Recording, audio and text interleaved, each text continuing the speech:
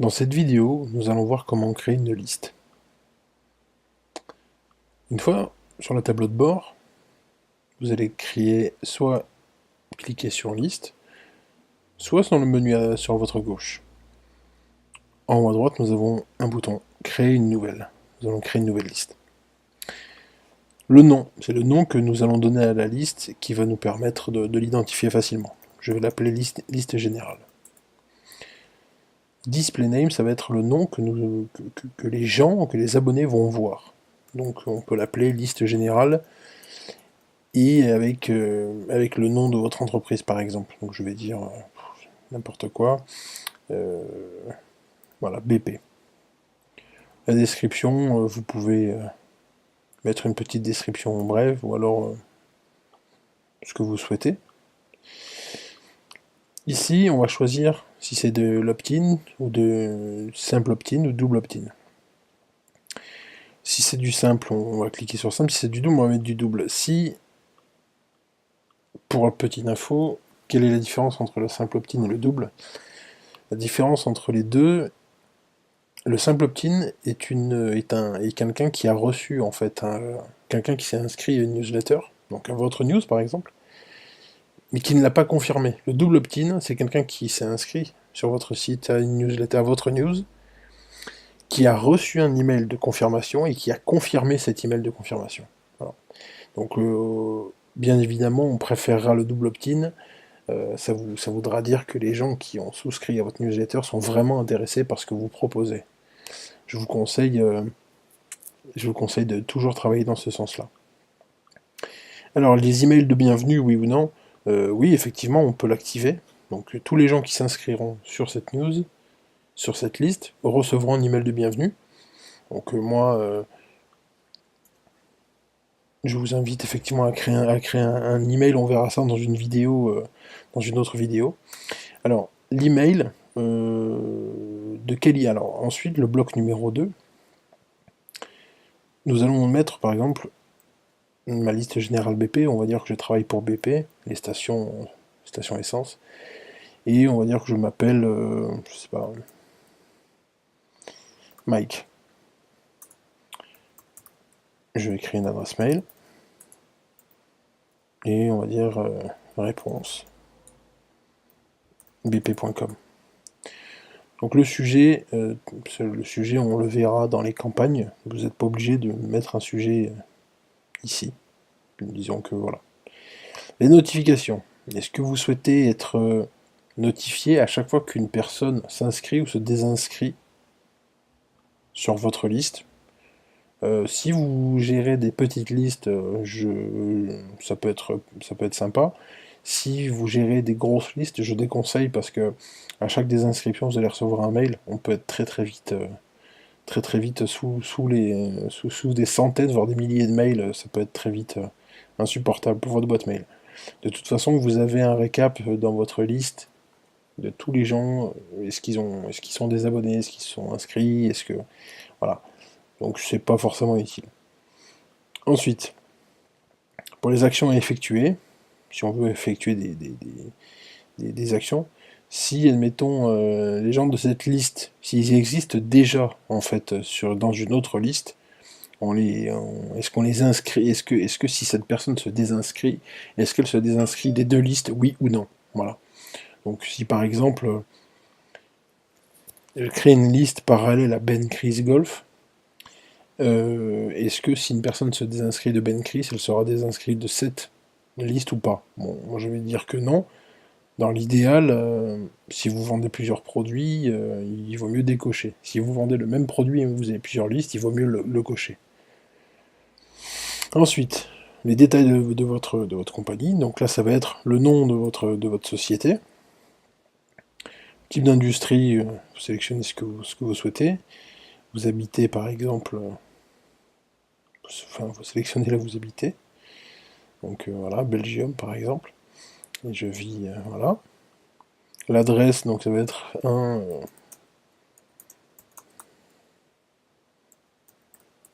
un rue du Boulevard, pour faire quelque chose d'extrêmement bien. Ensuite, la ville, on va mettre Paris, 75 001, je sais pas, je suis pas du tout de Paris. Voilà, ensuite, zone, vous mettez rien, c'est pas la peine de remplir, le téléphone, c'est pas la peine de remplir non plus. À quoi vont servir ces détails? Ces détails vont servir à ce que sur chaque newsletter, la personne à qui vous envoyez une news puisse se dire ok, je reçois cette news de cette personne. Alors ça ne sera pas inscrit directement dans votre news, sauf si vous décidez de mettre le tag, enfin le ou les tags suivants. Si par exemple dans votre campagne vous inscrivez donc entre crochets compagnie name, ça mettra automatiquement toutes les infos en fait de la compagnie. Si vous mettez compagnie name, adresse, etc., ça mettra toutes les infos qu'on a ici. Voilà. Donc là pour l'heure j'ai fini, je vais enregistrer les modifications. Voilà, donc les choix ont bien été enregistrés.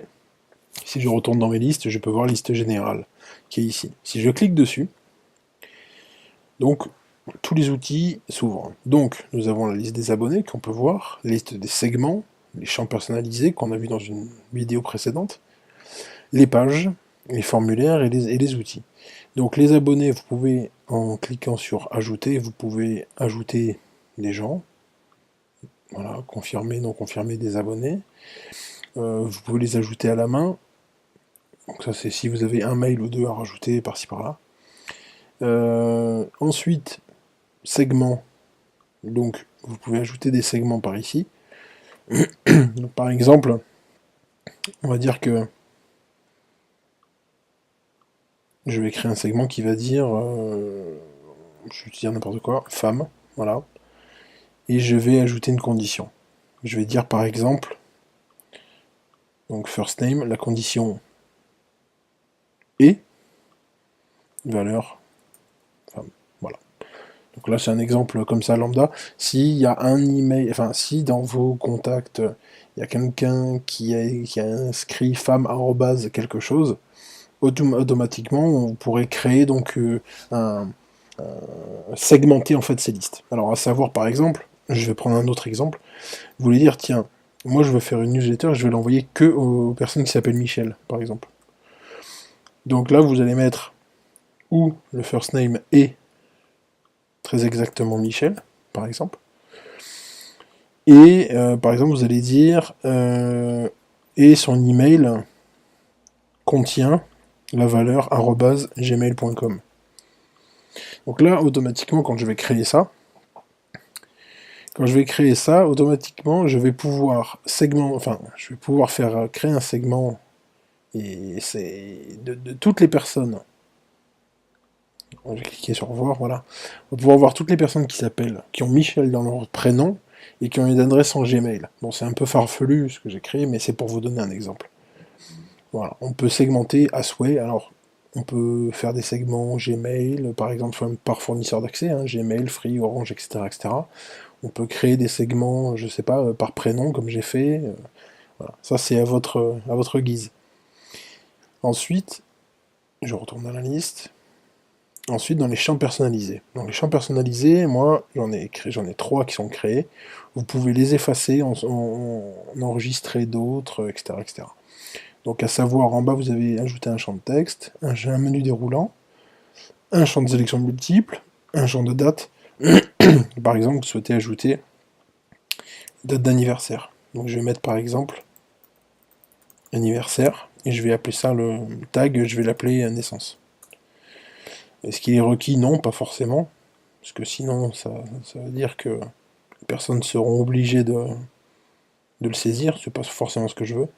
Là, son ordre dans la liste, je le mets en position 4, parce que je le veux après email, nom et prénom, voilà. Et ensuite, donc voilà, je peux enregistrer mes modifs. Donc j'ai officiellement créé en fait le champ en fait anniversaire. Ça veut dire que les gens qui s'inscriront à votre news pourront renseigner ce champ. Vous pouvez le rendre obligatoire ou pas, hein, en fonction de ce que vous voulez faire. Ensuite, je vais aller donc dans les pages. Donc ça, j'y suis allé par le lien rapide là, ici, mais on peut très bien retourner sur liste, votre liste, et là, page. Donc voilà, là vous avez vous avez un menu déroulant en haut à droite. On a créé pour vous en fait différentes pages différentes pages qui peuvent vous servir. Donc par exemple le formulaire d'inscription. Ce formulaire d'inscription, donc, qui possède un petit texte, nous sommes heureux de vous accueillir sur notre liste. Merci de prendre quelques minutes, d'ailleurs, c'est quelque chose qu'il faudra modifier. Minutes en fait pour remplir les détails du formulaire, etc. Ça, vous pouvez simplement sur votre site internet copier ce lien, le mettre quelque part et voilà ce que ça donne. Emailing montage, liste générale BP, voilà, nous sommes heureux de vous accueillir, nanana. Et là donc on email, first name, last name, bon ça se change évidemment, on met ce qu'on veut. Anniversaire, je m'inscris, voilà, hop. Donc ça c'est plutôt pas mal. Et là vous avez tout un tas de pages en attente d'inscription, inscription ok, mettre à jour votre profil, et toutes ces pages là vous pouvez les utiliser à souhait.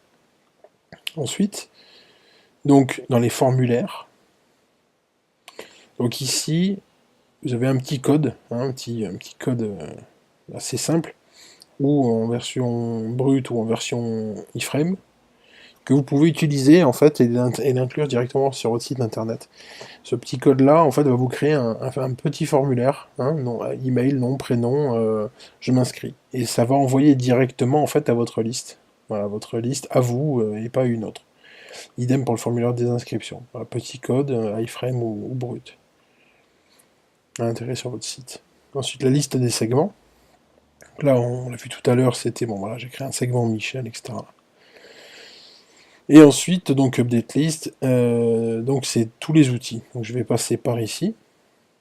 Donc, voilà. Donc là, je vais pouvoir importer massivement, exporter ou copier.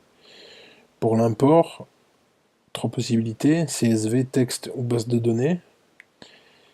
Si on clique sur CSV, si vous avez peur de ne pas savoir quoi faire, ici, en cliquant ici, vous pouvez cliquer ici, ça va vous télécharger un modèle.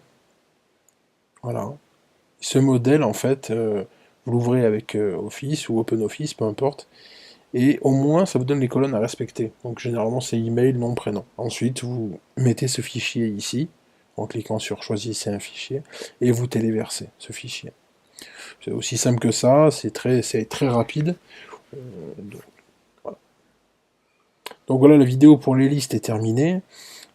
Si jamais vous avez des questions, n'hésitez pas à utiliser le centre d'assistance que vous trouvez en bas du menu à gauche, centre d'assistance, et là vous pouvez donc créer un nouveau ticket auquel notre équipe répond très rapidement. Par exemple, je dis n'importe quoi, vous écrivez donc segment, et voilà, bonjour, je n'ai pas compris les segments, merci de me contacter, voici mon numéro de téléphone, etc. Vous soumettez le ticket. Notre équipe le reçoit instantanément et vous répondra sous 24 heures maximum. Voilà, j'espère que la vidéo était très claire pour vous. Je vous souhaite une bonne journée, bonne soirée et à très bientôt.